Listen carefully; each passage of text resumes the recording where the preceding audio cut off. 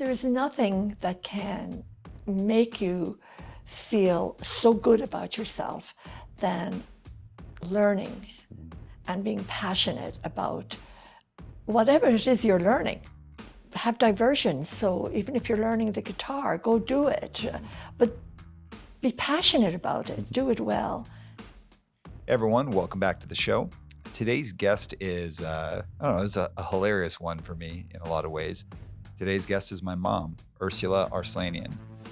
My mom was a school teacher for many years in the Calgary separate school system and has just been a really incredible professional, intellectual, family leader. And the reason I wanted to have my mom on is, I love to hear about her professional story, what it was like being the breadwinner of our family in a time when really that defied what was conventional tradition. And also, we've experienced a pretty significant shift in our family life around a family member's health. And my mom has really been leading the family through that. So I think there's a lot of stuff in here for anyone who's taken on leadership in, I'd say, a very difficult space that has as much to do with who they are as the people around them. So I think this is an incredible conversation, meant a lot to me, and thanks, Mom, for being there. But before we get to it, please rate, review, and subscribe to the podcast. My name is Aram Arslanian, and this is One Step Beyond.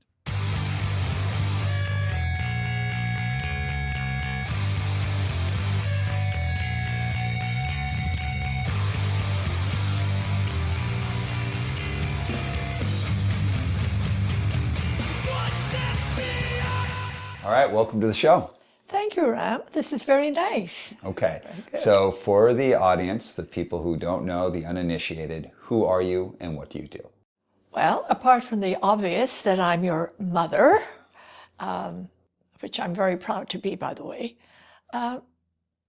my name is Ursula, and I'm the mother of another child, your sister, and of course I'm a wife, and my greatest role is to be a grandmother. That is the joy of my life. And other than that, that's it at the moment for me. I'm very happy being in this role as an elder, actually, in the family just now. Yeah. So you've had a storied career as an educator. I was a teacher. For how many years? Well, I graduated in 1966. From where?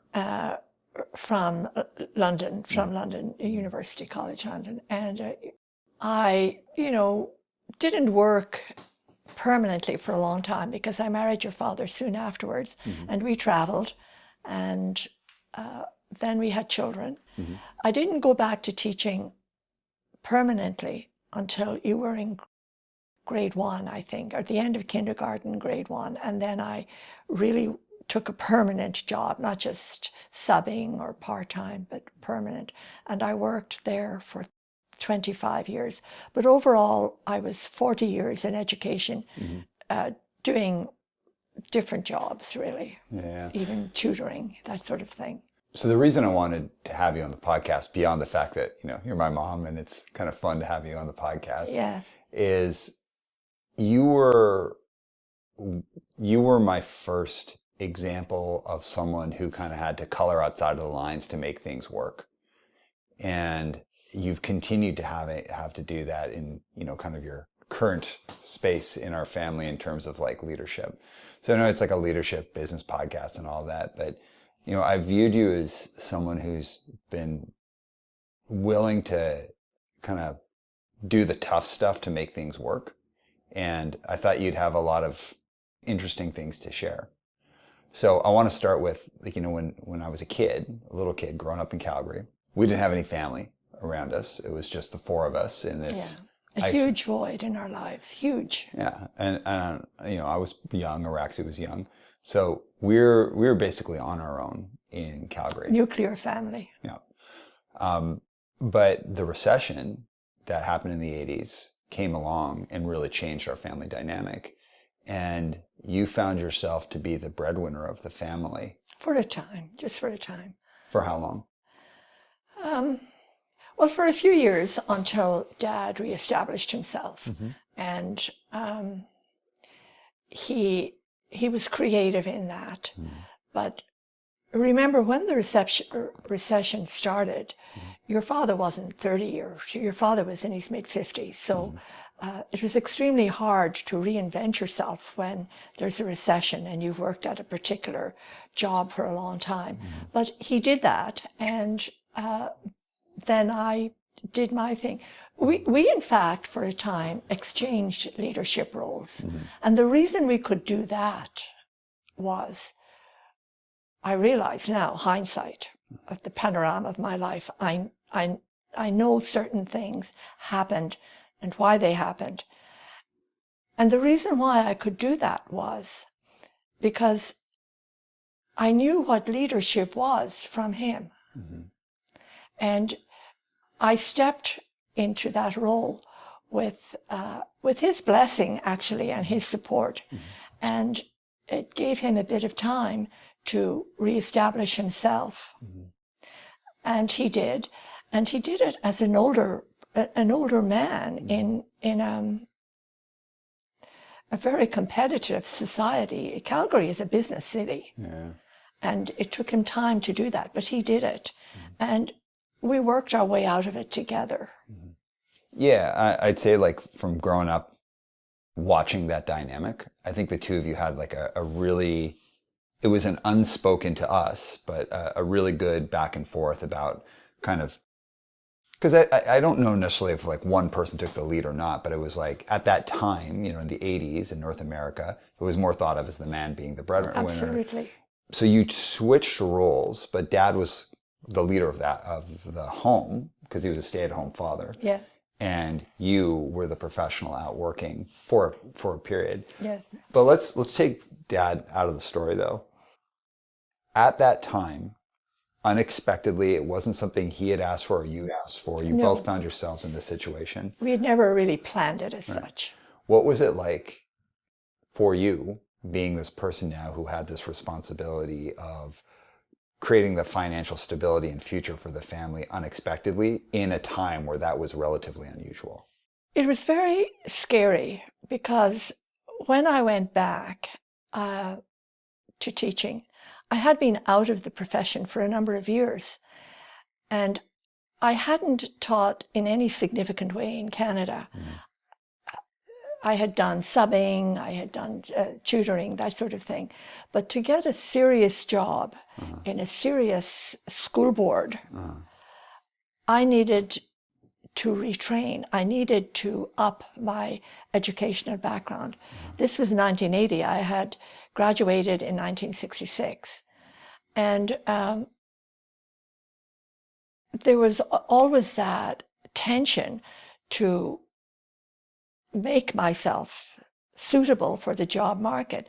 And here's the thing, if you're interested in any career, I don't care who you are, you really have to keep up on your professional training or any kind of training. It doesn't have to be with a university degree. It's whatever job you're in.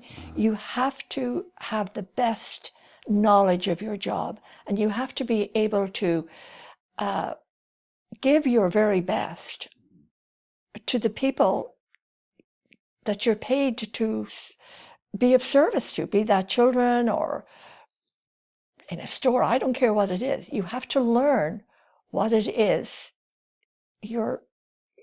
what you're giving to people. You have to learn about it. And I had to do that. And I had to take courses, and that was very challenging for me, very, very challenging, because I suddenly realized not only what I knew, that was very important, because my education had come very hard to me, in that I was privileged to be an educated woman. But I realized it wasn't enough to do well in my job. And that was very humbling, actually. But I realized I wasn't, because I saw people, particularly women like me, who were coming back and who were, it was this predated childcare, the childcare. It's so wonderful now. It even predated the full maternity leave that women have now. It was beginning, but it wasn't as large as it is now, the time off work. So women were coming back, and they were taking courses, and they were managing families, and they were in the same situation as me, living in a recession with husbands like mine out there trying to reestablish themselves. And they were doing it. And I thought, I really have to do that. And I learned so much from that. What did you learn? Well, first of all, I learned what I didn't know, and I learned what I had to do if I was going to be serious. I had to decide whether, was this a little job to tide us over? And then I'd go back to working to, a few days a week or a few mornings a week or subbing, or was it going to be a serious job? And I wanted it to be a serious job because I found out I loved it. And I found out that despite what I yet needed to learn to be good at it, that actually I had the potential to be a very good teacher. Yeah. And I took everything that the system I worked for, the board that I worked for, they offered all kinds of in-servicing, after school, weekend courses, and I took advantage of all of them. And I realized that that was a good thing to do, because not only did I know what I needed to become, but that school board needed me to know what I needed to know. They were giving me opportunity to be the best I could be from, a little flash course. And this was pre-internet. Mm-hmm. You had to show up to these courses. Mm-hmm. So I took advantage of that. Mm-hmm. And then I realized, I'd have to take the odd summer course or whatever was available. I didn't care to do that particularly. I liked my summers with you and your sister and your dad, and gave him time to do his thing as well.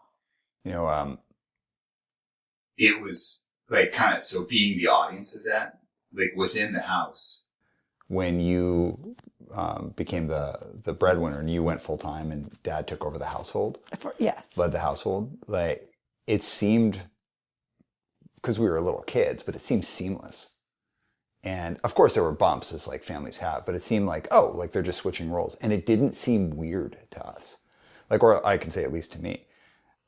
It was only when I got a little bit older that I noticed that, like, people would be like, oh, your mom, your dad is a stay-at-home dad. And I never felt like, as a little kid, you might feel embarrassed or, I liked having Dad around. So it wasn't like, I didn't have that story that a lot of kids that were my generation. It's like, oh, your dad was always away working or traveling. And you were home because you were a teacher, so you're home for the summer. So I basically had both my parents around me a lot. But what did stand out to me that I wouldn't have articulated it this way when I was a kid, but I remember thinking like, oh, my mom's kind of a badass. Like, my mom's the one who went out and is doing this stuff. And I knew it was unusual because as I got a little bit older, because people would comment on it. And it was really good for me to have that archetype of like, oh no, like, like leaders come in all shapes and sizes. And, it's the people that step into the breach and like handle it and lead, and they just do it.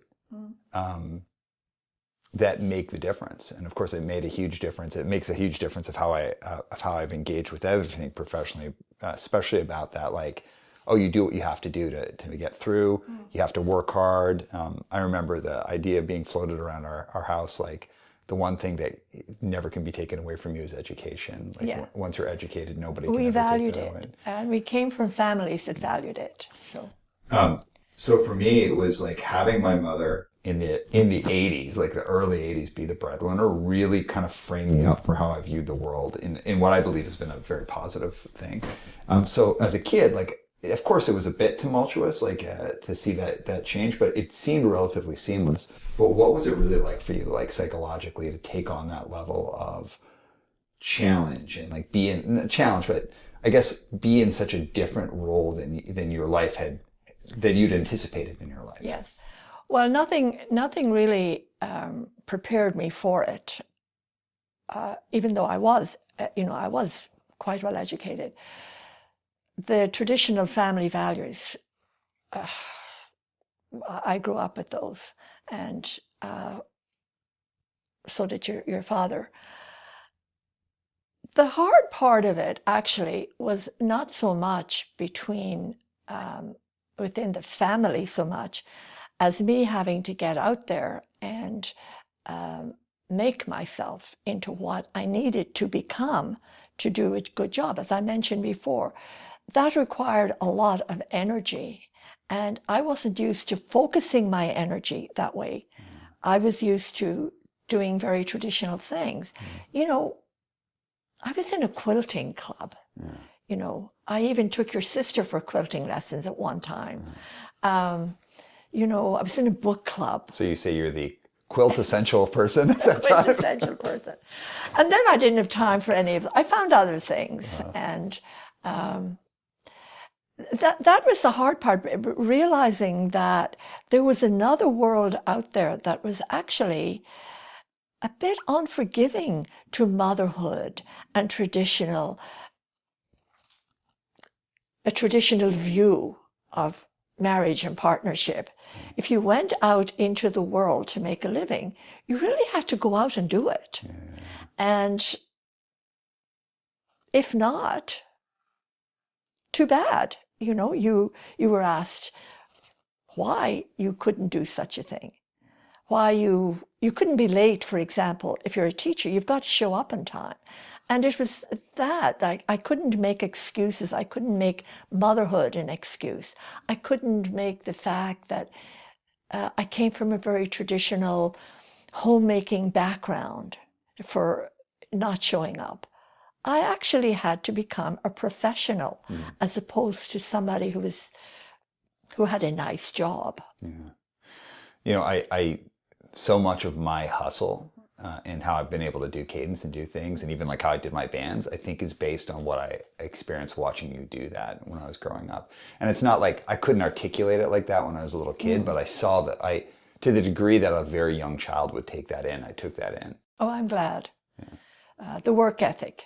The work ethic, but the also like nobody's going to give it to you. You have to you have to go out and do it. When we talk about kind of like that, like unmerciful nature of the world outside your world. You know, you've got your insular kind of like family life, and that should be merciful and you know, ideally for anyone. I know it's not that for everyone, but... And it is surprisingly so. Yeah. I just thought it wasn't. I found it later on when I got my training. That's what they wanted me to do. Get the training, go to in-services, be the best you can. Well, yeah, but that idea, you know, the inner world should have, and I hope this for everyone, like a sense of like mercy and peace and comfort. But the outer world is competitive, like competition. When I was younger, I really didn't like the idea of competitiveness, but it's funny because I've always been a competitive person, but I kind of fooled myself into thinking I wasn't. Everything is competition in the outside world. And in the inside world it can be as well, but everything is in competition. The seed is in competition with the earth, like the soil surrounding it.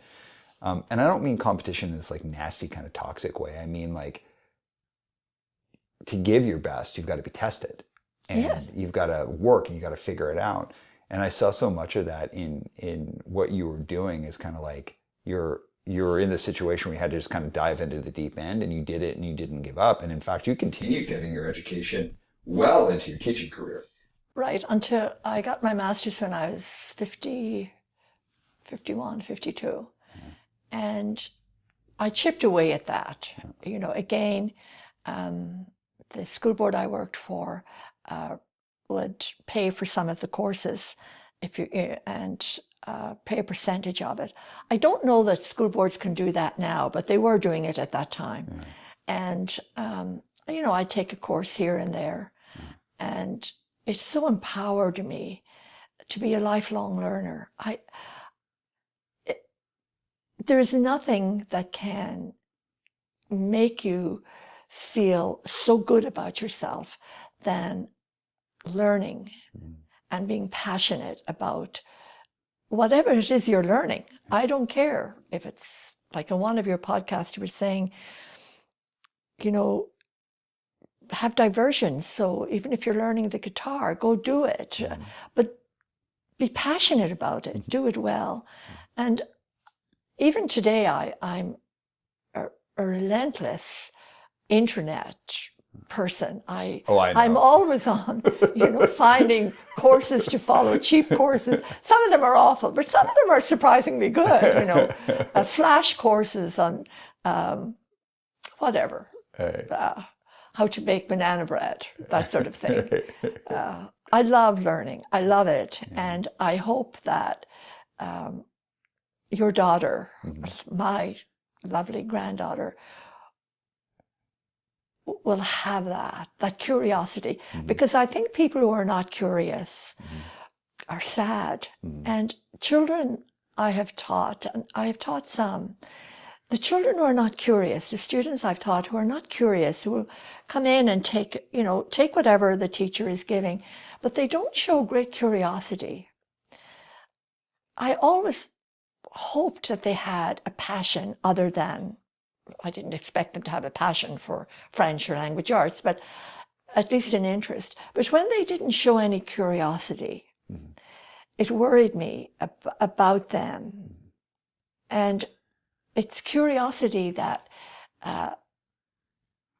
quoting your podcast, it makes us do that one step beyond. You say, gosh, I wonder why that was. And if you're very curious, you'll find out why that was. Yeah. And that's what takes you then into the wonder of learning, and actually the wonder of life. You want to find out what your neighbor is like. So you introduce yourself, or that sort of thing. It's curiosity about life and learning and people in a good, curious in a good way. So, you do your career, and you have a storied career, and your life story, as I know it, is interesting because, you grew up in Ireland. Yes, I'm an Irish woman. And I'm very proud of it. And where did you grow up in Ireland? I grew up in a very lovely part of Ireland. It's called Kildare, and it's not mountainous. It doesn't, it doesn't have lakes. It's very green. Flat countryside, good farmland. I mean, I really do get excited by fields and nature, because not nature with forests, that scares me. But if I see a field and things growing in it, I clutch my heart. I go, oh, there's going to be a harvest. I mean, so you're outstanding in your field? I'm outstanding in my field. I love driving along and seeing tilled fields around. I get it. I'm not laughing. This punning thing. Well, thank you for fielding my questions. Anyway, I grew up in Kildare, and the green, fertile place. And I have to say, it was a poor country when I grew up in it. The Ireland of today is so vastly different. It's like stepping into another world for me. I get overwhelmed when I go home. Everybody has so much. And we didn't have a lot of things, but the family was interested in education. There were always books, not lots of them, but the library was an essential part of our family. And my eldest sister, took me to the library when I was 7. You had to be 7 before you could join our library in our town. And I remember waiting for that day. And when I came home, my parents were delighted. Like, you could only get 2 books. And it was such a big day for me to go to the library. And then when I started going by myself, that was even a bigger day.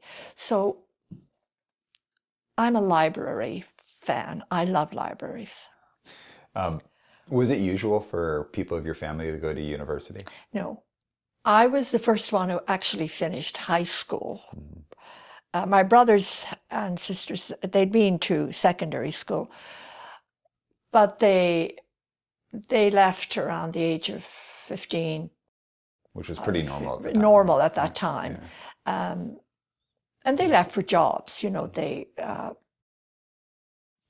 all lived at home. But I got the privilege of finishing high school from a very sad event, really. My father died when I was 12. And it was, for us, the most life-changing event. Any death is life-changing in a family, but when our father died, I think for a while our family fell apart. And I was 12, and my mother and father had 9 children. I was the youngest of 9 children by 10 years. So my mother thought her family were done at 8. Her family was done at 8.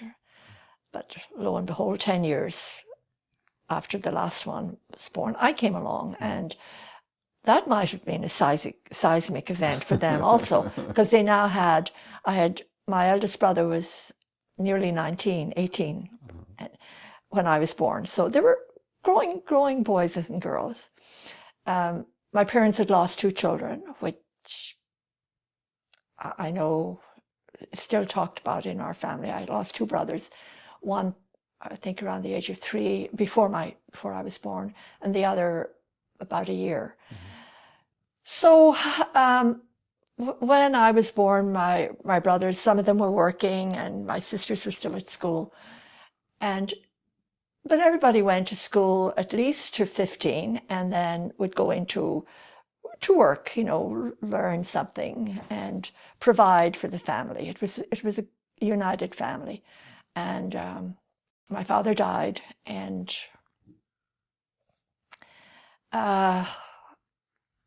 it was so sad for all of us.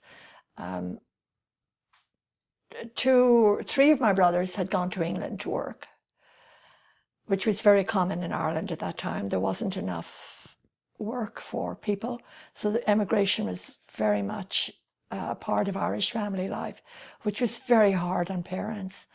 And then one of my sisters left, and that left me and Maureen, my sister, my mother and father. And I was at school in grade 6, grade 5, and I stayed in school, which helped heal my broken heart.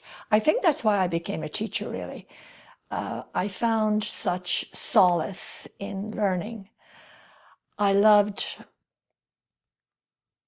the classroom. I loved the teachers. I loved the choir. And then there was this unspoken family permission, if that's the word, I don't know. Why don't you just go on? And Ireland was changing then. People were getting a little more, not rich, but a little more prosperous. And all that immigration that people, you know, my brothers, when they'd come back, they changed. They'd bring back interesting stuff as gifts for me, like more interesting books and even records from. I remember one of my brothers bringing a record from one of the English pop singers. Big thing. And then I just continued, and I did well in the equivalent of grade 9 that year. I did quite well in the exams, the national exams, and then I continued on to do my high school graduation, and then I went to university. And again, I loved it. It was the love for me that propelled me. Yeah. So after that, finish university, and you moved to Africa. Well, I went to London, and then I did a diploma in education, a year. And I thought the idea was to, go back to Ireland. And or even stay in England. I loved England, stay in England. I think probably I might have stayed in England for a while. And, but I decided I'd like to see a bit of the world, and I went to Sierra Leone. I got a job there. People were volunteering in the Peace Corps and the VSO, but I went to work there. But why there? So how would you even know about going there? Well, I thought I would go to Africa. But why Africa? Why Africa? Oh, the culture fascinated me, really. And I wanted to do something very different than Europe. And I also wanted to work somewhere that I thought I could be of value, to give back a little. But I couldn't afford to be a volunteer. I needed to make a living. And one of my friends at university said that some of the West African countries that were newly independent were offering teaching positions. Places like Nigeria and Ghana and Sierra Leone. And I applied to an agency through it was a Catholic agency, because I had been brought up as a Catholic. And there were jobs available in Ghana or Nigeria, I forget, somewhere there. And Freetown, Sierra Leone. And I read up about it, and that seemed to be the best for me. I could start in January, and the salary wasn't great, but it was, adequate. And I was going to teach in a convent school. And I was going to teach, believe it or not, the English curriculum. They didn't, the schools did English, the exams from England. And I thought I could do that. So I went over and... Was this your first job ever? First teaching job? Yes, it was my first teaching job. You'd had But not my jobs. first, I had jobs, I made whatever, the usual jobs. I didn't do waitressing because jobs were scarce in Ireland, but, I did babysitting. I stayed with the family. I was a live-in babysitter with the family in Ireland. That helped me pay my education. And that was a wonderful experience. So your first career job was not like down the street. It wasn't in the next city over. It wasn't like you moved like a few hours away. You went to Africa. Yeah, to Sierra Leone. And how long were you there for? Oh, well, I was there for a number of years, but before I arrived in January and was plunged into teaching and found that far from being a different cultural experience, the classroom actually was a tough place to be, because these girls, it was a girls' school, these girls were preparing for, as I mentioned, the English examinations, which were pretty tough. They call them different things now, but it was, I forget the name of the English exams, but so long ago. But they required very good teaching, and there was a very set curriculum. And believe it or not, I had to teach to the sixth form, which would be grade 12, because some of these girls were hoping to go to university overseas. I had to teach Latin. So that didn't fit my idea of going to, this is very sophisticated school. And, those girls were applying to universities in Europe. And many of them knew a lot more than I did, quite frankly. It was scary. All right, so you're in Africa, you meet Dad, and then the two of you kind of travel all over the world together. Yeah, we got married, and Dad worked for a French company, and we came back to Sierra Leone, and we worked up country. I didn't work in that girls' school after that. I did take a job. Dad was traveling a lot, and he went to various places in around there.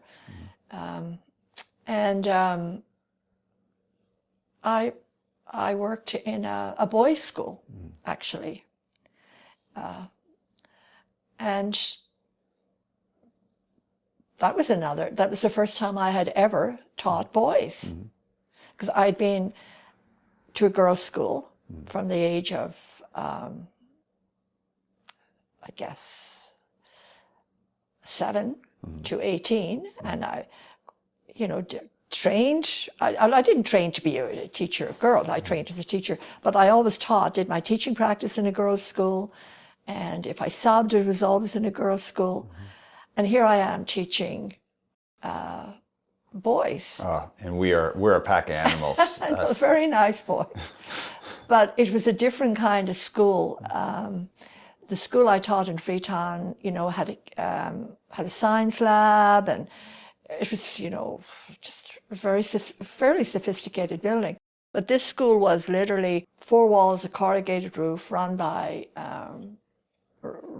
priests, and the boys would come and camp out to sign up for this school. Wow. And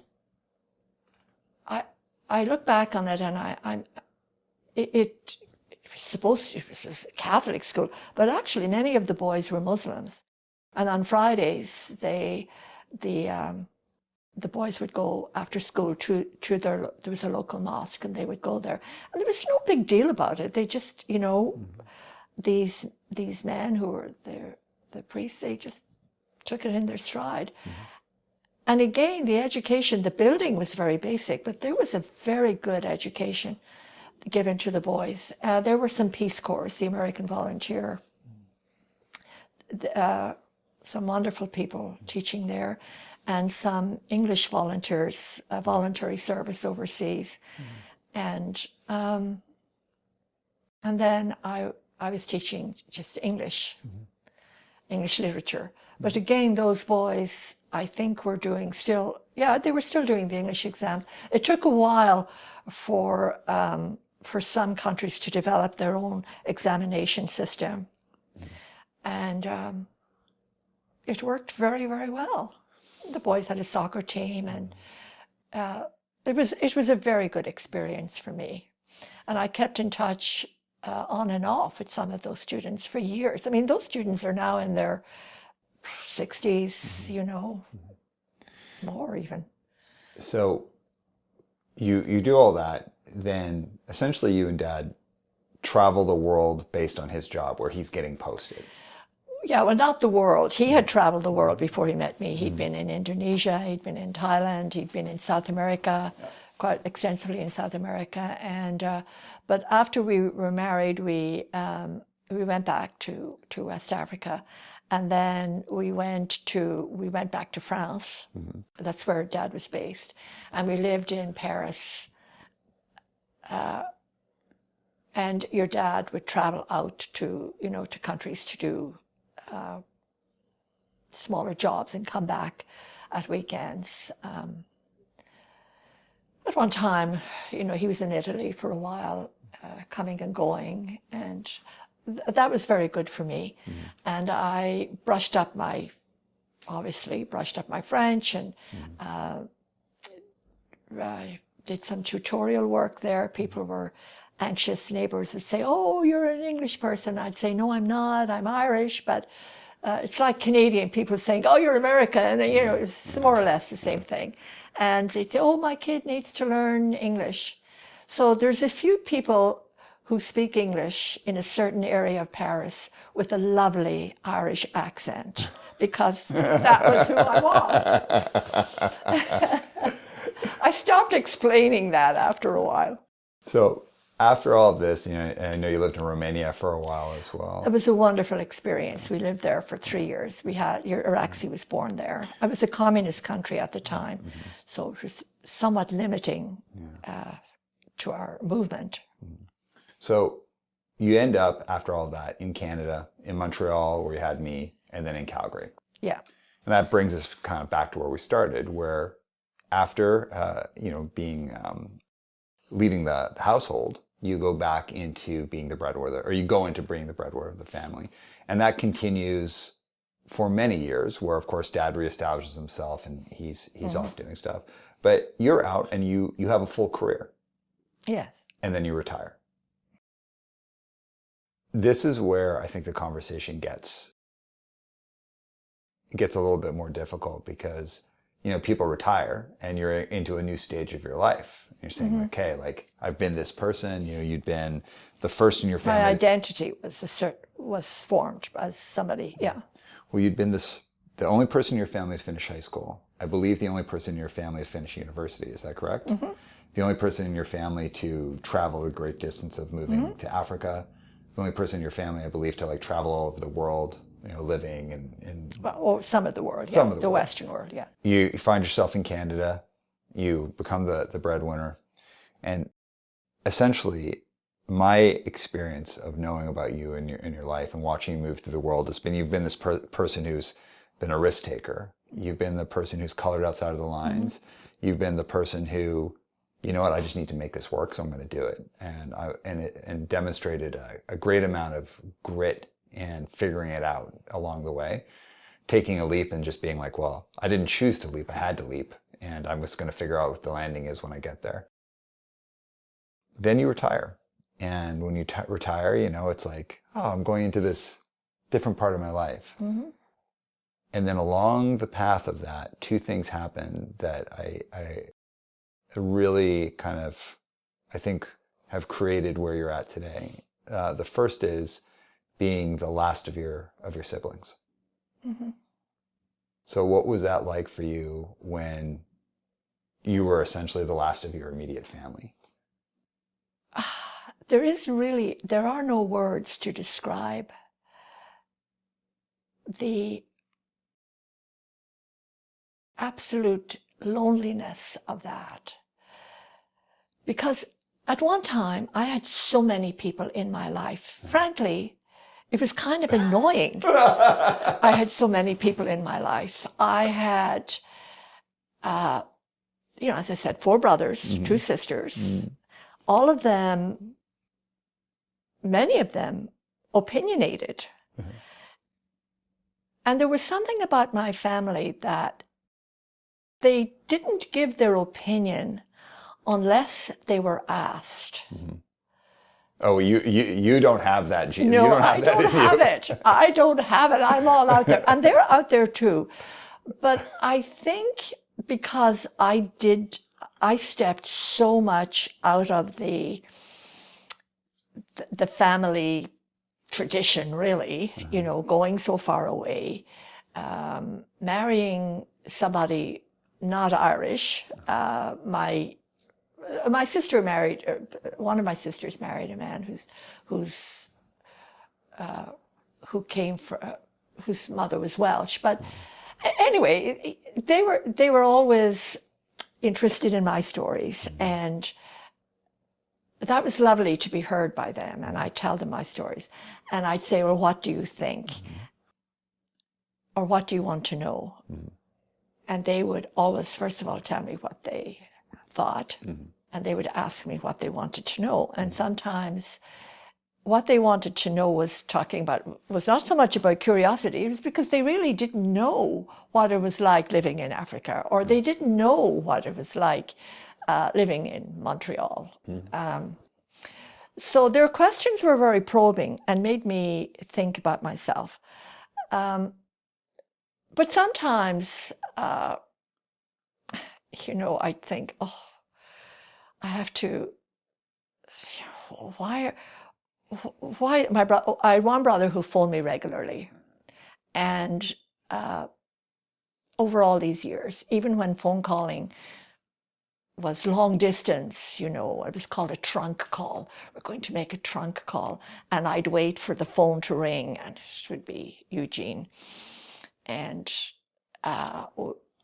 when I look back on it, it was really a wonderful gesture on his part, because no matter where I went, he found a number that would get in touch with me. And he'd say, I don't have much time now, Ursula, but this is what I want to know, or this is what I want to tell you, because at that time you paid, well, maybe you still pay by the minute, I don't know, but it was very expensive. And he'd say, Mother wants to know whatever it was. And are you still going to Mass? Are you still going to church? Are you still happy? Well, no, they never, but that wasn't a word in our family. Are you still all right? That was it. That was the code word for happy. Because we were not a family that used words like happy or I'm happy or I'm unhappy. Those words were not part of our vocabulary. Well, we knew if people were not happy, but we'd say, are you sad? Right. Those words came later for us. We were not a particularly huggy family.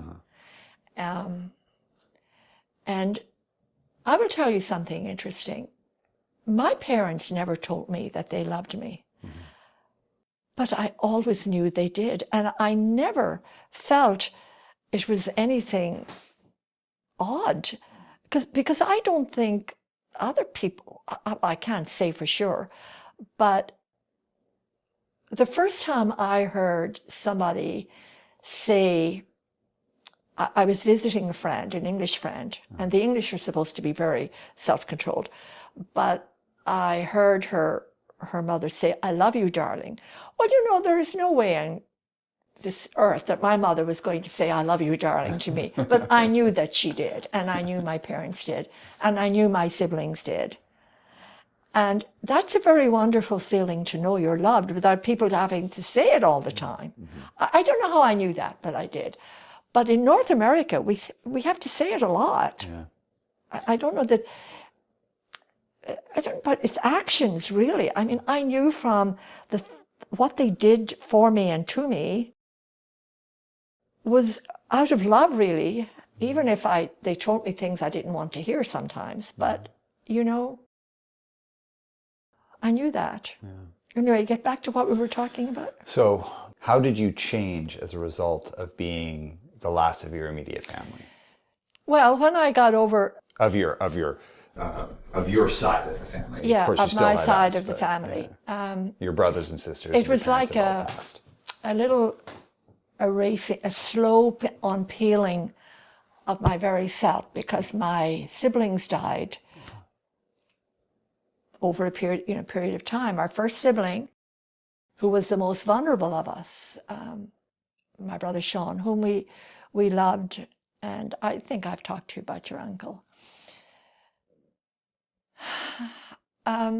Sean died when he was 58. And I think you might have been there when I got the news that he had died. And I went home. Actually, when my brother Sean died, I said I'll be home for the funeral. And then I realized my passport had expired. So I couldn't arrive home for his funeral. My mother was still alive. And I arrived home, a few days later, but at least I was there for my family. And he was the beginning of us leaving. And each one that left us was like a piece of me. I said an unpeeling of my soul. And for all of us, and we have talked about it. And as we've gotten older, my siblings, and as their children, all my siblings, children, they're all educated people. Again, that comes from the desire of us to have that. I think that helped my siblings open up, and they were shy people about their emotions. And when they opened up, it was such a gift to me. I had conversations with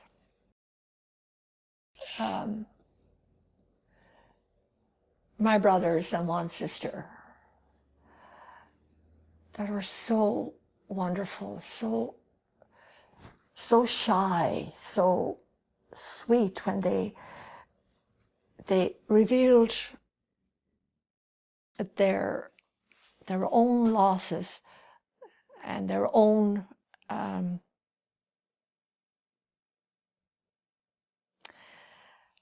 life story that was so private. We were quite a private, even though we talk a lot, we were quite a private family. And that was a gift those siblings gave to me. And I had it with my sister Maureen. And I didn't have it with my sister Patsy. But I did, I had to some extent, but she didn't really unfold like Maureen did. And 3 of my brothers. Mm-hmm. And whenever I'm feeling down or lonely, I recall those conversations. And through it, they very shyly told me how much they loved me. Mm-hmm. And that was very nice. And we're all older people now, mm-hmm. you know. So when they all left this world, I'm using left mm-hmm. because it isn't that I'm scared to use the word dead, I'm not, but I really feel they left. Mm-hmm. They were, I think they were done, and their lives had meaning. And it certainly, they left me behind with some knowledge of them. And a sweetness to their character that I wish I'd found out sooner. Mm. And no doubt I think they wish they had found out my sweetness sooner, but we did. Mm. It was lovely. So the other event, which is one kind of part of why I want us to talk about the podcast is, Dad got sick. Mm-hmm. And, in respecting his privacy, for the audience, my father, my mother's husband is still with us, but we're unable to care for him. So he lives in a home. And you two had to move out here. And we moved into such a wild situation because it was during the pandemic. I'll never forget when I got the phone call, and just for a little bit of backstory, there was the pandemic had set in, and home care. My parents had home care. You guys had home care coming in, and then the home care was just disrupted because of the pandemic. And so they couldn't come if they had even a cold or. Rightfully so. So suddenly you were both in this situation where you were in Willow Park, Alberta, Calgary, Alberta. There's not a corner store that's close to you. And our neighbors can't come to help you out because of COVID. And they're also getting old. They're all getting old. You're truly in a situation where there is no help on the horizon. Yeah. And I'd had a heart attack. You'd had a heart attack. And you called, I'll never forget this phone call. You have to come and get us. And I was on a plane the next day. I flew out. We had no plan. I had arranged housing for you in very short notice. We had no plan. And the housing that I had arranged wasn't going to be available for 6 weeks. It wasn't available for however long it was, a while. So I'd gotten you an Airbnb. I flew out to Calgary and got you all packed up with everything we could fit into an SUV that I rented. And then we drove through the Rockies in the winter. There was a snowstorm. Beginning of spring, actually. Yeah, it was the beginning of spring, but there was a snowstorm, terrible snowstorm. Yeah. So I'm driving, and for the first 4-ish hours, it's terrible road conditions. Oh. And you are speaking. To the avalanche area. Yeah. Rogers Pass. You're speaking at me for 4 hours straight in like high anxiety.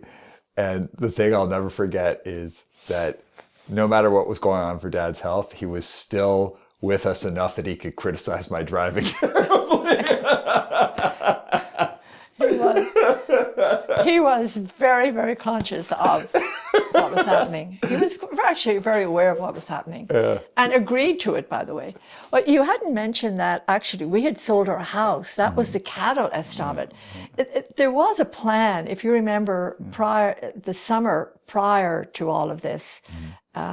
We had spent a summer out here. That's right. And we had talked about us, like the idea of us coming out. And I think you had contacted a realtor in Calgary, very wonderful man.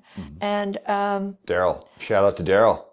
Yes. Daryl, friend of the podcast. Thank you, Paul Fraser, for helping us out. Paul, Yeah. another friend of the podcast.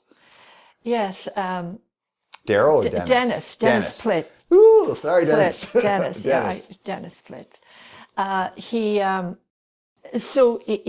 The advice was that we should put our house. Calgary was not like Vancouver. It was not a hot and this market. is all pre-pandemic. Yeah, so this there was already in China at the time. Right. And then he decided, let's put the house up for sale in February. It's the beginning of the hot market in Calgary. And we did, and everybody said it'll take 6 months to sell. He didn't say that. He thought, I think we can sell this pretty soon. But I was not listening to him. I was listening to people. It'll take 6 months, Ursula. It sold like that. It sold in 4 days. Sold in 4 days. So we had 9 weeks to get out of there. But not only that, then the pandemic accelerated. And then the pandemic started. So I remember now, I had got new housing that wasn't going to start for a while. And it was an emergency. I had to move you out quickly. That's right. So I came, picked you up. We drove through the Rockies. It was a totally wild adventure getting through. We got through. And just as I get back into cell phone reception, I get a message from Patrick. The Airbnb has canceled the Airbnb because of COVID. Oh. And then we all had to move into my office. We all moved into my office. Oh, it was a nightmare. 6 weeks. I had to work from the space. In your kitchen. We had to take care of Dad in a 1-bedroom apartment. At the time, I was bringing groceries to a number of people, making sure my kid had groceries. It was who wasn't staying with us at the time, and it was a totally wild situation. But eventually, we were able to get the house that we're in now. We were able to establish ourselves, and we had to make the very difficult decision to put Dad in an assistant living place that is a wonderful place. So this is where I want to go is you're in a really different place in your life now because you are essentially, you're with your husband for a few hours a day. You are... I try to do the mornings if I can. You are a person if you have an extended family back in Ireland, but your siblings have passed. Yeah, they're all gone. It's a different situation. I'm close to a few. So the person that you were, and kind of evolved into my over many identity, years, yes. That changed significantly within the past 5 years. Yes. I've had to change the portrait of myself. I always felt that there were parts of me missing, but now I realize, no, there are no parts of me missing. I just have to redraw the portrait of who I am now. And one of the interesting things I discovered that I am still very much married to your father. In the beginning, I felt so... Well, I'd come home and say, we've made a terrible mistake. We have to take Dad home. This is not the way we should live. It's so unnatural. But actually, I find that in this new portrait of us as a family, that your father is very much part of our lives. And now when I spend time with your father, I am 100% there. I've learned to be 100% there. We can go to the park across the street. We can go to the little garden at the back. I even go to Starbucks sometimes when the weather is fine and wheel him over there. And listen, I'm not saying that it's, you know, like old times, but it's really lovely. And I don't have to worry. I know when I take him back, and then I sit with him through lunch. He likes when I have a meal with him. I don't always eat with him because I can't, but I'll sit with him wearing my mask, and we might chat or not. And then he has activities there. He's alive there. But he and I, when we're together, we're very much together. I enjoy it, and I know he does. Like when he holds my hand, and I feel it that there's a partnership here. I'm still very married to this man, and I've learned not to focus anymore, actually, on who he used to be. I do remember the tender times and the good times and the fun times, particularly, you know, you guys growing up. But I now know that your father has actually a quality of life that I'm not so sure I could give him, because I would be so anxious all the time. You know, when I go in there, people will say, well, you know, your husband needs to have his hair cut, there's a barber there, or he'll need to have a back rub, or food that doesn't agree with him. You know, there is no way, even with care in the house, that I could give him the quality of life that he has. Am I saying that just to make myself feel better? Actually, not now, not anymore. I mean, maybe in the beginning I did, but now I know that life is so fast. Sometimes we do have to ask for help, and there's help available. That's the thing. And there are great places available. Yeah, so I want to hit on this because I think it's important to talk about for anyone who might be going through a scenario that, in the early stages of going through a scenario that's similar. There can be a kind of guilt and shame that's applied to people, or a kind of judgment when you make a decision to not keep a loved one in the home. Oh, yeah. How did you handle that? And how have you dealt with that externally, but also internally with your own inward directed guilt? With a lot of help from you and your sister, and from my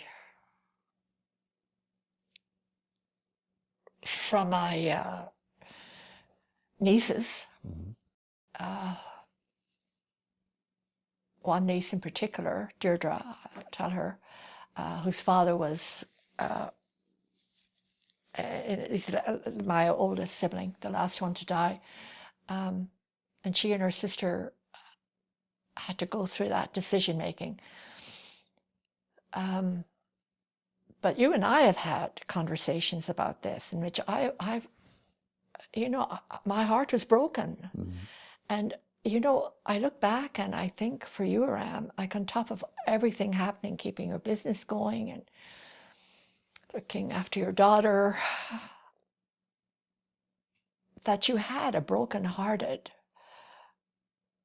person living with you. And broken-hearted people are not awfully careful when they choose to emote their brokenheartedness. And it could be in a perfectly normal drive, you know, just going, let's go for a drive, and that would seem a very harmless, you know, nice way.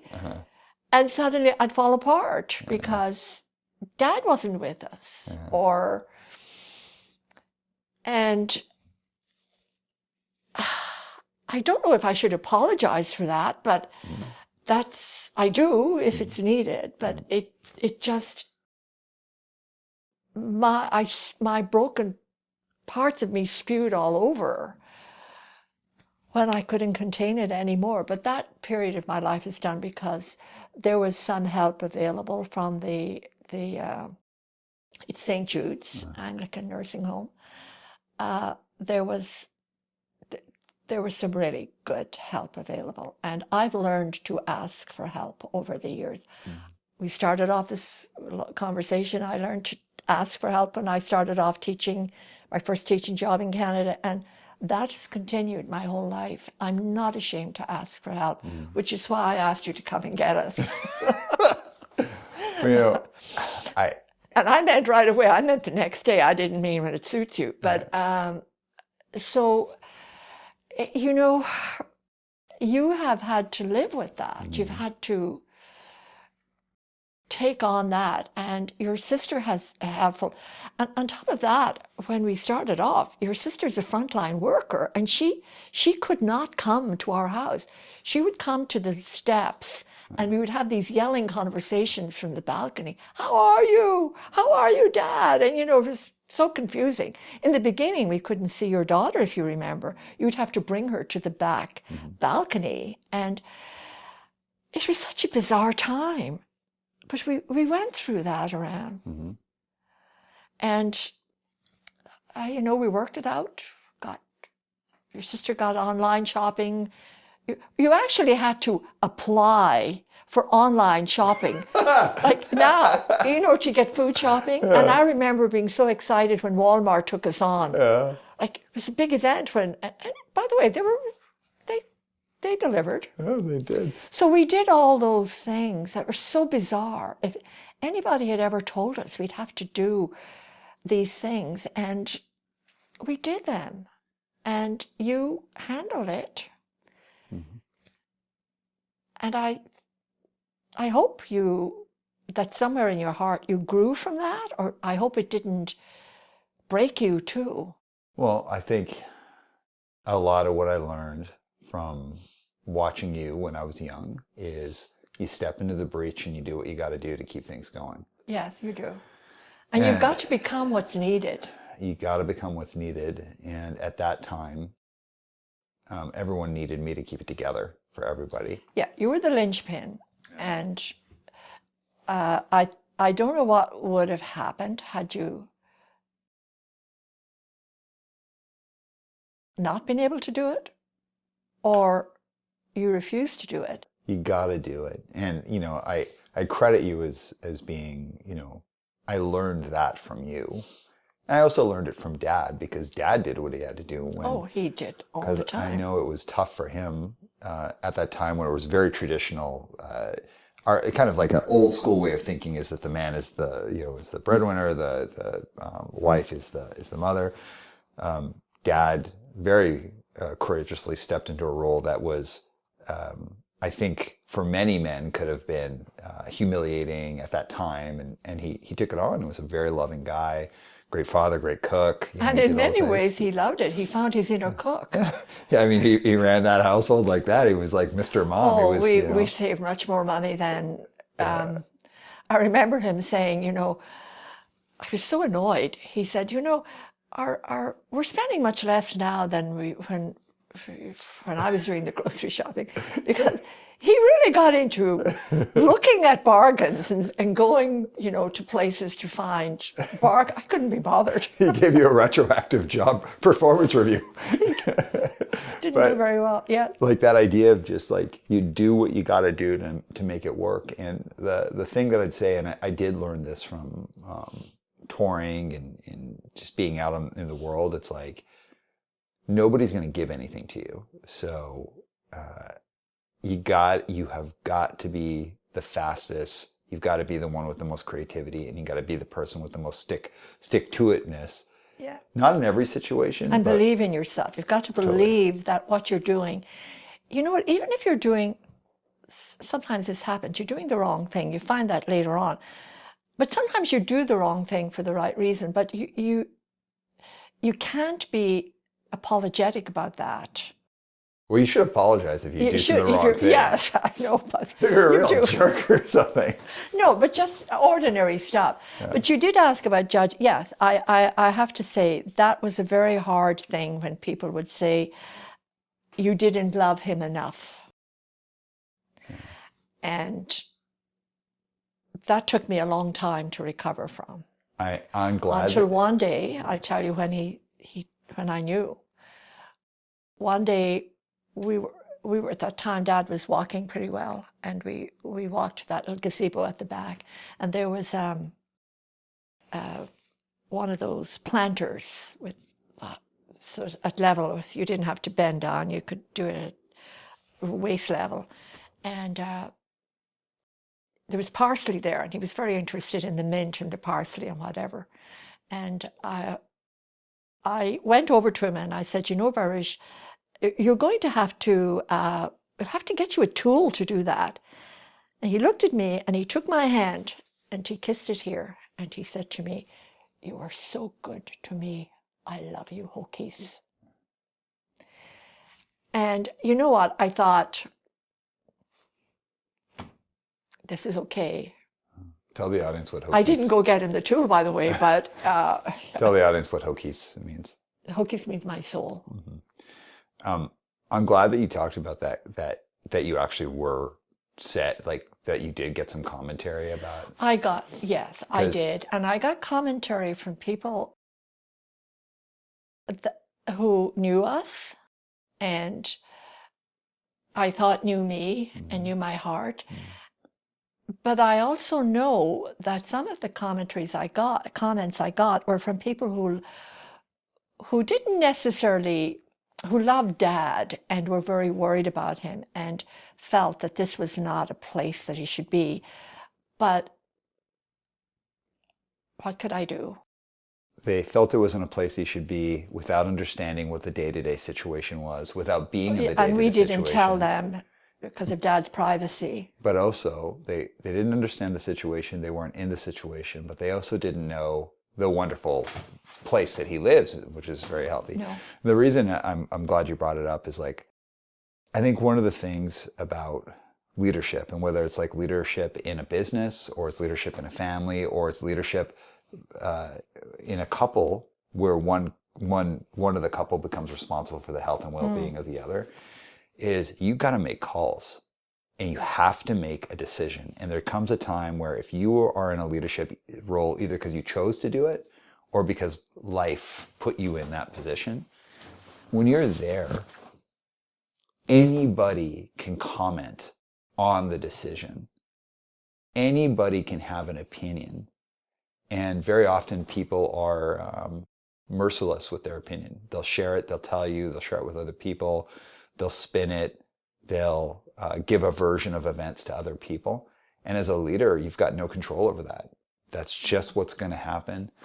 The most important thing for a leader is to know that you have to be able to make peace with your decisions. Yes. And also make peace when you screwed up and you made the wrong call. Yes. You have to accept responsibility. And that's hard.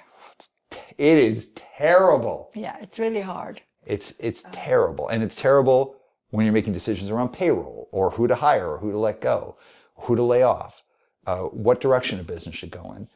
But when the stakes are as high as whether or not you keep a loved one in the home, when they have health concerns that are beyond your ability to tend to, that's the space where you have to be able to make peace, ultimately make peace with that. And you have been able to do that. There are sometimes I have dark nights of the soul. It's usually around 2 o'clock in the morning. Can I mention Jesse here? Oh, yeah. My companion at night is a very unusual dog. And because I know no matter how weird I feel or distressed, that there is a creature there who is weird or more distressed than I am. I mean, I don't hide under the bed. I don't fall out of the bed and stay. And if he gets under the bedclothes with me, it is such a heartfelt moment for me. It's so heartwarming. So Jesse is really part of our survival as well. I know there are other dogs in this house, but I think Jesse deserves a special mention. Distressy Jesse. But hey, you know what? Distressy Jesse. But and you know what was so funny? As you know, your father loves animals, and they love him. But the one creature who did not like it, the only living being who did not like your father was Jesse. When we were all together, Jesse would follow him and nip his ankles. I What's know. the matter with that dog? But you know how there's like service dogs that Yeah. like that help people in their life and whatever. Jesse has service people. We're there to help Jesse. Well, You're his service person. oh golly. You and Jerry. I'm glad that you're open to talking about that, because like I'd say as like being your audience, watching you have to field, like when you were first going to move out here and people were giving you like, oh, don't do it, it's the worst. Oh yes, people did, purely because of the financial. Mind you, in Calgary, retired people do leave, many do, and they do come here to BC, to the island, or they go to Arizona. But they weren't doing it at that time because of COVID being a prospect. Yeah, well, just again, being your audience, like you were in a situation where you had to become the decision maker for you and Dad. And I remember every time someone would be like, oh, don't move to Vancouver, and you would call me and tell me about it, I would just be listening to you, but inside I'd be cursing that person, like, stop telling her this. Like, because I knew if you two had stayed in Calgary, just the two of you, neither of you would be here now. No, I think... and I don't mean physically here, you likely wouldn't be here. Well, I think Dad would have had to...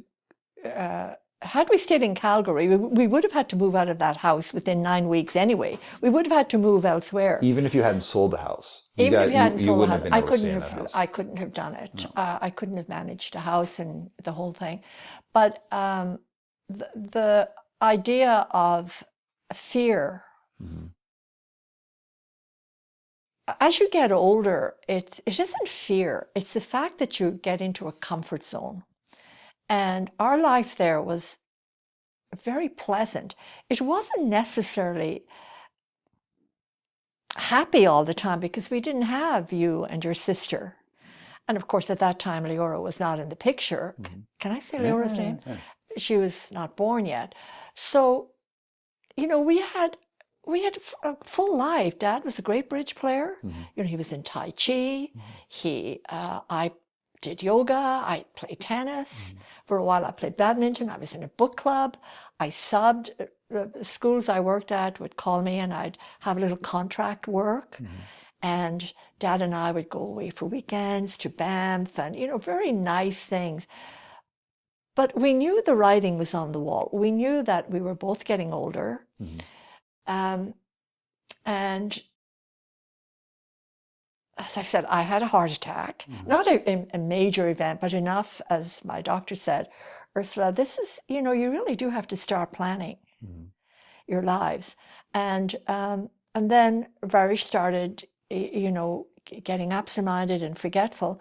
And then he was very smart, your father. He found out everything he needed to know because I was in denial a bit about it. But he wasn't. He wasn't at all. He found out everything he needed to know and got some testing done, and that was prior to us coming out to that holiday. And you noticed things weren't great. And then one day he said, Ursula, we need to talk. And I knew the writing was, I knew what he was going to talk about. And he said, I need you to know some things about me. And I said, just write them down. He said, no. And he said something so important. He said, I need you to hear me. He didn't say, I need you to listen to me. He said, I need you to hear me. And there is a difference between being listened to, because listening sometimes can be a body language, but hearing is actually hearing it. And much like I had the conversation, that very deep conversations with my siblings, I had an extremely deep conversation with your father about how he saw his future going, and my blood froze. But his didn't. And he told me that there were tests coming up, and this is what he expected of me.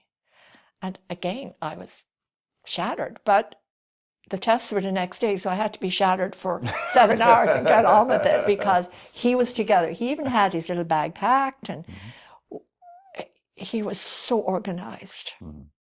And he was the one who gave in his driver's license. Nobody had to wrestle it from his hand, or he didn't do any huffing and puffing about all. He is still such a responsible person.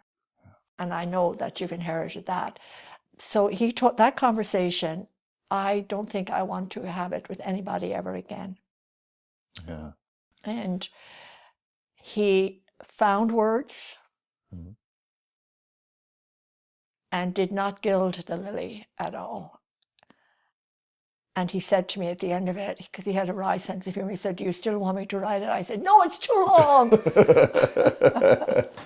So, but I know he spoke so eloquently about himself. And there was nothing that is happening now that he didn't prophesize.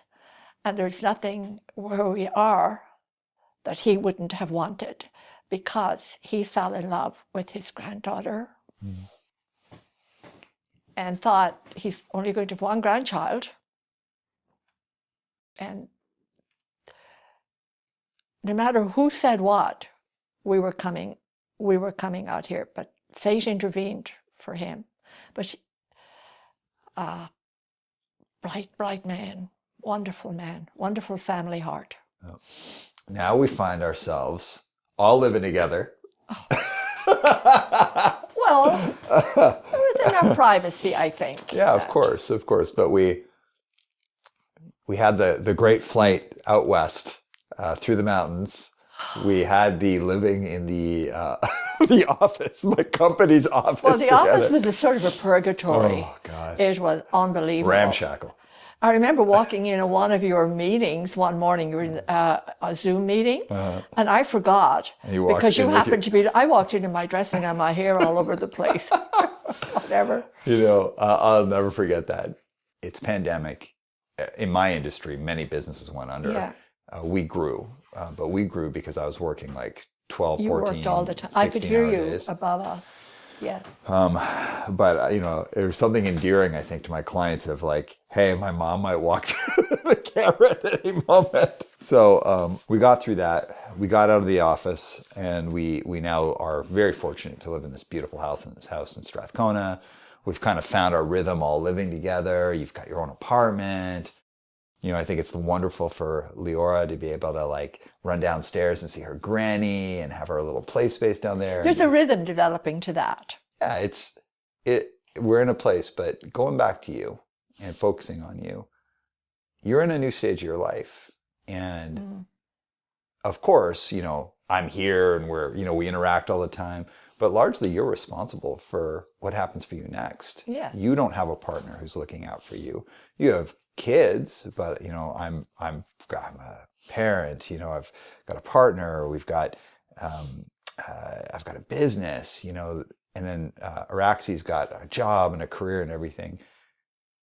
While there's people around you there, of course, to support you, what happens next for you is all on you.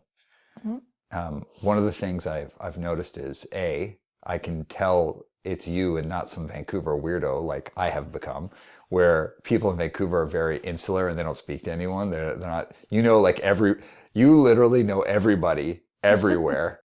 You know everyone's business, which I think is hilarious. People are like, Ursula. But you also have like totally changed the way you dress. Like you dress like you dress like super cool. You have cool glasses. You've got cool hair. Like thank you, Aram. You've really leveled up in that way. But what is life for you now? Like how are you choosing to live going forward? Well, I'm still interim in a sense. I'm still my primary purpose is to be your father's advocate. And I have to thank you for that, because really that's you expect little of me. I help you with Leora, sometimes babysitting. But generally, I'm there for Dad. And this is a wonderful experience, I think, for me, and I hope for him. I know it is for him, because we're together a lot. After that, you know, I have to be very sensible. I mean, I'm getting older, and I'm sure, you know, somewhere I will need care, but I'm not scared of that now. I'm not scared of, it's not a specter of horror awaiting me. I now know that if I need help, it's out there, and I know how to be choosy, and not from a snobbish point of view. I know that very often the fanciest of places are not necessarily the most caring and compassionate places. So I'm not really afraid of the future in terms of my health, because I know how to access it. And I think you probably have some knowledge about that now. And I think you probably would have less fear about that for me. But I would like to have a purpose. Other than that, I would like to have something creative for myself. I write, I keep a journal, and sometimes I'm amazed at what I write, and sometimes it's cringeworthy what I write. It's like the journal of wine, whining, the chronicle of wine. But a lot of the time, you know, I realize that despite my great sadness about your dad, that I have never felt more alive than I have since moving into this house, because of the area. I feel it's a very cosmopolitan area. I like the people I meet. I like the energy of the place, and I'm so looking forward to seeing Leora grow up. Yeah. Looking forward to you, and you know, getting happiness, and looking forward to Araxi sorting herself out, and getting to know Monica better, and I'm just looking forward to my life as it is. I'm not thinking too deeply about the future. I am learning to just enjoy my days. And when I have a sad day like yesterday, for some reason, it could have been the rain. I was really sad yesterday. I wasn't depressed. I was just sad. There's a difference between, and I think it was really thinking about what you and I were going to talk about. And I think that sort of triggered me into a little bit of sadness. But today, very fine. And it wasn't so I'll go bad, to right? see Dad. It was lovely, and it was quite a nice chat. All we needed was some nice food and a glass of wine for me. I know you don't drink, but... All right, so as we're closing off, I'm going to ask you three questions, and they're going to get more and more difficult as we go along. Okay. All right, so in this stage of your life, and I don't mean around helping Dad get into the home, but I mean in this stage of life, what have you, so now living in this house together and your life as it is today, what have you learned about yourself that you're pleasantly surprised by? Pleasantly surprised, my detachment from things. Yeah. And I think that really might come with age, but I'm able to let go of things. I'm very happy with the smaller space. I'm also much more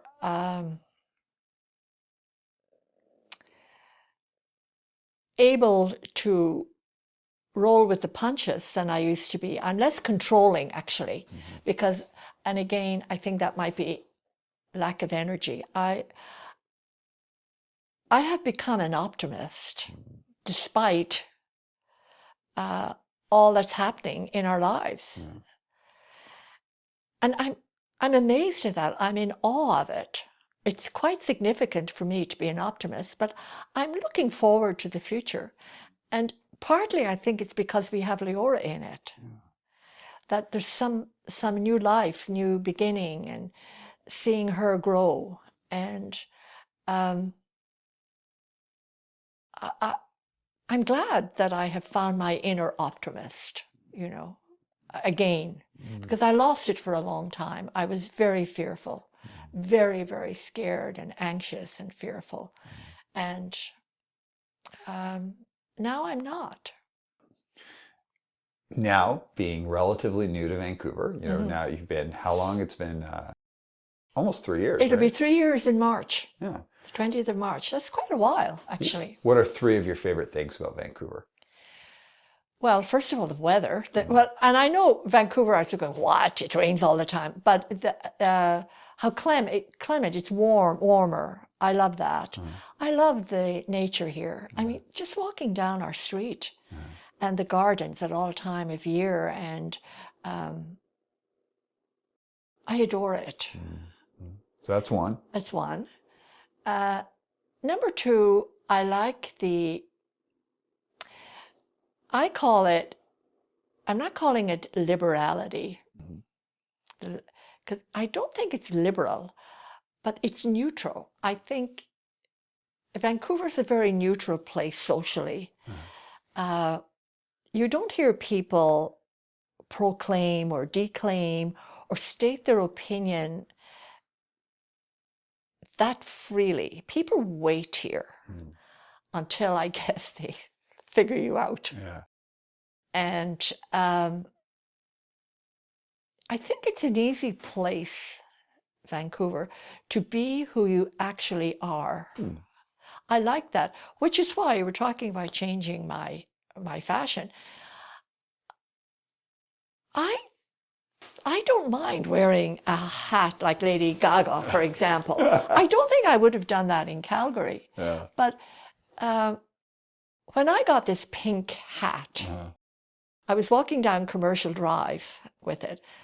I was wondering, gosh, how am I looking? But, I was enjoying it. And this young woman was walking towards me. She had her cell phone out, and she stopped and she went, oh, I like your hat. And I said, thank you. And then I walked on, and then she said, oh, ma'am. And she said, Lady Gaga has your hat. That's why I'm calling you. She came back to show me. Now, it was kind of cute. And because I actually like Lady Gaga a lot. And because she colors outside the lines, right? And I thought, gosh, I walk taller. I didn't hold my hat. I thought, oh, if it blows away, I'll find it. So it's Vancouver neutral. I can't explain what it is. It's a very interesting place. People give you enough space or time or pause the button for you to let yourself emerge. I never felt particularly judged here, but that could have been because I was numb when I came. But I think I'm pretty right about it. I'm in a church that's on the fringes of Hastings Street, and that's a description beyond anything. I said to somebody, I'm a bit scared to go to the library on Hastings Street, and this person said, well, somebody in your church could walk you there. And I said, oh. Then I thought, no, they're so busy, like doing what they're supposed to do, feeding the poor. And then I thought, you know what? If I said to somebody in my very little church, I'm too scared to walk to the library in Hastings Street, somebody would say, gosh, why? And be bewildered. But somebody would actually, because they're, non-judgmental, they would actually find somebody to take me there if I actually asked. But I never would, because they've more important things to do. So to getting into Vancouver, I feel that I've been given a pause or a neutral place to be who I am. And being, it's nice. All right, what's the third thing about Vancouver? Well, the third thing, of course, well, actually, it should be the first thing. Let's reverse that, is having you all here. I mean, I don't care who you are. The at the end of the day, if you have children, I don't, and I state this categorically, even if your relationship hasn't been great with your parents, I still think families do better when they're together from the beginning to the end of somebody's life cycle. Yeah, I agree. As opposed to that, remember we were talking earlier about us being the nuclear family and how it was horrible for us in the beginning because we'd had huge families in Montreal. I still think that it's better to work things out and be not living it like us in close quarters, but being together at the family thing. An extended family, I've learned, is very important. I think we all have to revisit that. All right. So final question Yes. for you. Could be the hardest. What is the funniest thing that you have found about living with your adult son? Oh, the number of times I pull my hair out, number one, but the number of, they've been there, but the number of times I have laughed heartily has been much, much more. First of all, understanding that my son is an adult. That has been, did you want it to be funny or did you want it to be whatever you want. It is actually the most wonderful thing about both my children. That, when you'd come back to Calgary, you fitted into our lives. Yeah.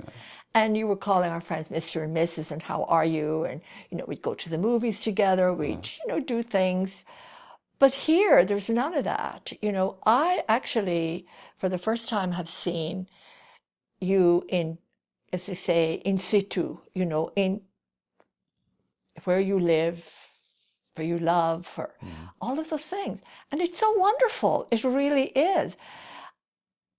It took me all this time to realize you're actually a grown person. You're a grown man who had a life outside of your father and my life. And how dare, first of all, I thought, gosh, did we plan for this? No, we didn't, but it's so lovely, how you dress, how you eat. Well, we knew you were a vegan, because we really we really learned a lot from that, by the way. Thank you for that. We learned to cook vegan. I'm not a vegan, but your father really appreciated that more than I did. But there were other things about you, meeting your friends, seeing you exercise, and what your hobbies were, and seeing your work and seeing the respect that people have for you. And again, I'm using the word humbling. It's quite humbling because we had no part in it other than to birth you and set you off on your way. But you did it all by yourself. Yeah.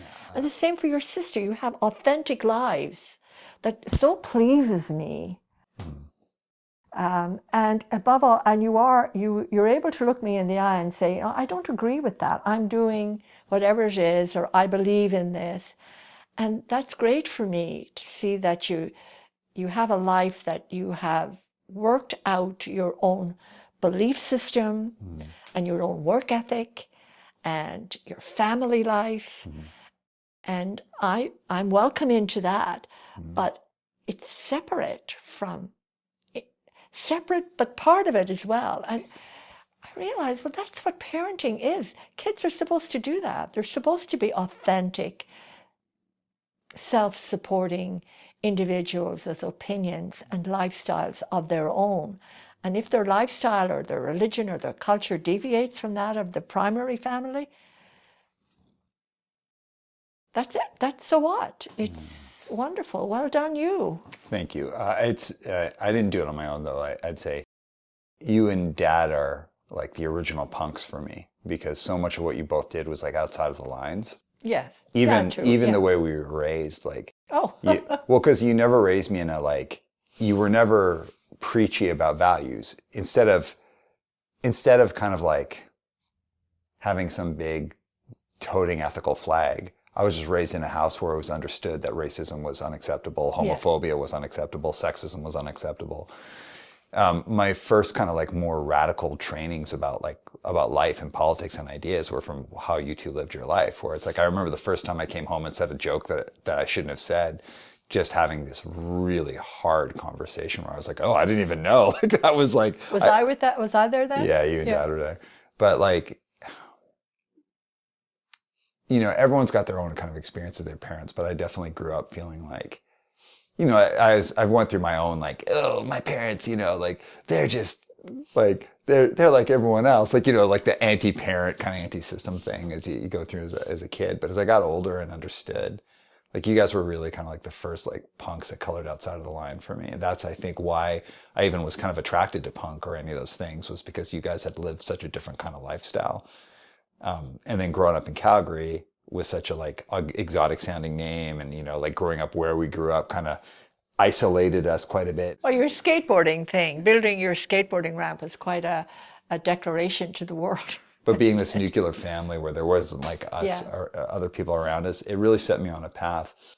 So I wouldn't say I did it all on my own. You guys definitely archetyped that, were the archetype for that. All right, so we're closing off. Before we get to your final words, something I want to say is that, like, we're telling this kind of epic story about how we got out here, got established, but we had a lot of help from people. And I just want to give some shout outs. So first of all, I want to give a huge shout out to Monica, who has become such an important part of our family. And we could not have done so much without Monica. So thank you, Monica. Next, we got to give, of course, Araxi's part of our family, but shout out to Araxi for playing a very important role in kind of helping with that. She shows up. And she shows up. But we got to give a huge shout out to Jerry, who has gone above and beyond for us many times, and Patrick, who has gone above and beyond, and of course Mike. We had a really good experience with the social worker out here, Fallon, who was a great help to you. Yes, wonderful social worker, yes. Really, really great help. And then, of course, I want to give a massive thank you to St. Jude's, where Dad is, because their staff has been wonderful, and they've really done right by. Well, they've Dad. done holistically, because it's about Dad, but it's about me, it's about you. When Leora is a very important person there, they, as much as they can, that's a place that deals holistically with people, because Dad doesn't come by himself to them. He comes with us, and you'd be surprised what they know, and they know about us, and they always inquire about the well-being of the family. It's important that that balance is maintained. Yeah. Thank you for that, Aram. Are we forgetting anyone that we got to give a shout out to for being of such help to us in this time? Well, just that I have 2 friends in Calgary. I would love to that have. Can I do that? Shout them out. Well, one is Sheila Flamin, who, believe me, has talked me down from hysterics, particularly when we were sharing that house, the office. And the other is Judy Old, who has been a mainstay of my life. And my sister-in-law, Varisha Sister Hasmik, in Montreal, who I can talk anytime to her about her brother's situation, because there was another member of the family who was that situation, and for whom she was the advocate. And she will give me advice from her experience, and unstinting advice. It doesn't matter when I phone, and I don't phone at all, but there is a 3-hour difference, and sometimes I forget, and it might be 9 o'clock here, but it's midnight there. And honestly, she has been a wonderful mentor, I guess, in the stages of Dad's illness, and I thank her for that. All right, so we're at the end here. Any last words? Anything you want to share with the audience?